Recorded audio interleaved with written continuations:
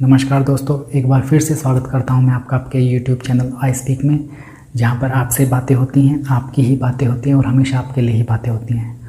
उम्मीद करता हूं आपको मेरा चैनल पसंद आ रहा है। अगर आपने ये चैनल अभी तक सब्सक्राइब नहीं किया है तो सब्सक्राइब कीजिए मेरे आगे आने वाले वीडियोज़ के लिए। दोस्तों, हमें बचपन से ही सिखाया जाता है कि एक शक्ति है जो इस दुनिया को चलाती है, जिसे हम ईश्वर कहते हैं। हमें सिखाया गया है ईश्वर सबकी सुनते हैं और सबके लिए अच्छा करते हैं, और जब भी मुसीबत आ जाए ईश्वर सब ठीक कर देते हैं। दुनिया के हर कोने में अलग अलग धर्मों में इस शक्ति की पूजा की जाती है, जिसे अल्लाह, ईश्वर, भगवान, जीसस आदि नामों से पुकारा जाता है।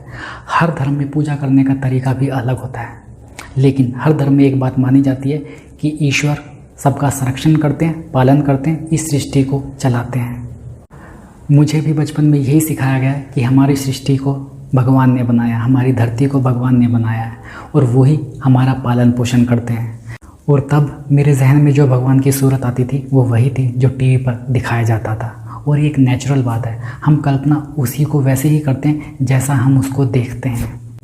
अगर हम भगवान की कल्पना करते हैं तो भगवान का वही रूप हमारे जहन में आता है जो हमने कभी देखा है। उससे ज़्यादा हम भगवान के रूप की कल्पना नहीं कर सकते, क्योंकि हमारी सोच की कुछ सीमा है। क्या वाकई भगवान वैसे दिखते हैं जैसा हम उन्हें सोचते हैं?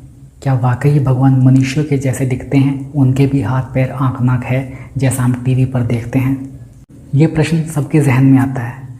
ये बात तो हो गई हम इंसानों की। पशु पक्षी भगवान का रूप कैसा देखते होंगे? क्या वो इंसानों के जैसा रूप देखते होंगे या वो अपने जैसा रूप देखते होंगे? क्या शेर शेर के जैसा रूप देखता होगा या हम इंसानों के जैसा रूप देखता होगा?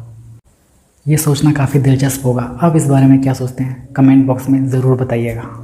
इन सब के अलावा हम एक बात में और विश्वास रखते हैं, वो ये कि भगवान निराकार है, भगवान का कोई आकार नहीं है। लेकिन फिर भी हम भगवान के एक इंसानी रूप की पूजा करते हैं, क्योंकि हम जानते हैं भगवान ने पुराने समय में अवतार लिया हुआ है पाप को ख़त्म करने के लिए और समाज में स्थिरता लाने के लिए। उस रूप को हम प्रत्यक्ष रूप बोलते हैं। लेकिन अगर बात करें भगवान के असली रूप की, तो वह अप्रत्यक्ष है, उसे देखा नहीं जा सकता और उस रूप की कल्पना भी नहीं की जा सकती। फिर भी हम एक रूप की पूजा करते हैं। वह रूप हमारी ध्यान शक्ति को बढ़ाने के लिए, ताकि हम अपना ध्यान केंद्रित कर सके। जैसे एकलव्य ने गुरु द्रोणाचार्य की प्रतिमा बनाई थी और उनसे दीक्षा ली थी। वह उनकी ध्यान शक्ति बढ़ाने का एक तरीका था, जिसे साक्षी मानकर उन्होंने धनुर्विद्या सीखी और वो कामयाब भी हुए। तो हम जिस रूप की पूजा करते हैं वो सिर्फ ध्यान शक्ति बढ़ाने के लिए होता है। ज़रा सोचिए, भगवान ने जो कुदरत बनाई है, हमारी दुनिया बनाई है, वो कितने आश्चर्यचकित चीज़ों से भरपूर है। हमने अब तक कुदरत को ना ही उतना देखा है ना ही जाना है, हम जानने की कोशिश कर रहे हैं। आज भी साइंस में जब कोई नई खोज होती है, चाहे वो आकाश में प्लेनेट के बारे में हो या हमारी धरती पर हो या स्टार्स में हो, तो हम सुनकर उत्साहित और हैरान हो जाते हैं। तो सोचो, अगर भगवान का असली रूप हम देख लें तो हम कितने हैरान और उत्साहित होंगे, क्योंकि भगवान ने तो सभी आश्चर्यचकित चीज़ों को बनाया है। भगवान ने इस समूचे स्वरूप की रचना की है जो करोड़ों आकाशगंगाओं से मिलकर बना है, और हर आकाशगंगा में अरबों खरबों तारे हैं। उन अरबों खरबों तारों से भी ज़्यादा ग्रह हैं, और उन ग्रहों से भी कहीं ज़्यादा उनके उपग्रह हैं जो उनके चारों तरफ चक्कर लगाते हैं। उन अरबों खरबों तारों में एक छोटा सा तारा हमारा सूर्य है, और सूर्य से भी 15 लाख गुना छोटी हमारी धरती है। सूर्य का आकार 15 लाख अर्थ के बराबर है। सोचो, हम इतनी छोटी जगह पर रह रहे हैं जो आकाश के किसी कोने से दिखाई भी ना दे, और इंसान उससे भी छोटे।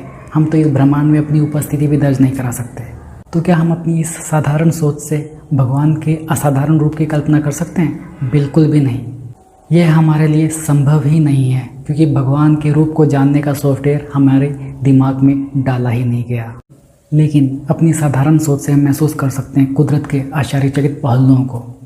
कुछ तो परफेक्शन है इन चीज़ों में कि सब कुछ परफेक्ट है। रोज़ सूर्य का उदय होना, रात का होना, प्रकृति, सब कुछ जीवन जीने के लिए एक अनुकूल परिस्थिति है। इसलिए हम मान चुके हैं इस शक्ति को, इसीलिए हम उसकी प्रत्यक्ष रूप में पूजा करते हैं। हमारे लिए बस इतना ही सच है। जब हम इस सच को स्वीकार कर चुके हैं तो क्या ज़रूरत है भगवान के असली स्वरूप को जानने की? आनंद लीजिए उस सृष्टि का जो भगवान ने बनाई है और उनकी भक्ति का। बेशक हमारे दिमाग की कुछ सीमाएं हैं, लेकिन भगवान ने हमें कुछ शक्तियां दी हैं। अच्छा बुरा जानने की, सही गलत पहचानने की, प्रकृति के लिए क्या ज़रूरी है, क्या नहीं, इंसानियत के लिए क्या ज़रूरी है, क्या नहीं, इन सब चीज़ों की समझ दी है।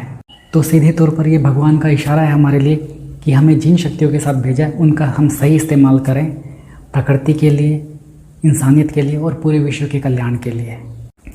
और सही मायने में यही हमारा इस दुनिया में आने का प्रयोजन है, और ये भगवान की इच्छा भी कि दुनिया प्यार से, सच्चाई से और अच्छाई से चलती रहे। याद रखिए, जिस चीज़ को ईश्वर ने बनाया है उसमें ईश्वर का अंश मौजूद है, चाहे वो पत्थर ही क्यों ना हो, आप उससे भी ऊर्जा ले सकते हैं। तो मान के चलिए ईश्वर का स्वरूप हमेशा हमारे साथ है और हम उसकी ऊर्जा से परिपूर्ण हैं। तो क्यों ना हम इस ऊर्जा से अपनी दुनिया को और अच्छा बना दें और नैतिकता को इतना फैलाएं कि लोग झूठ, हिंसा, छल कपट, इन सब चीज़ों का मतलब ही भूल जाए और हमारी दुनिया और भी खूबसूरत हो जाए।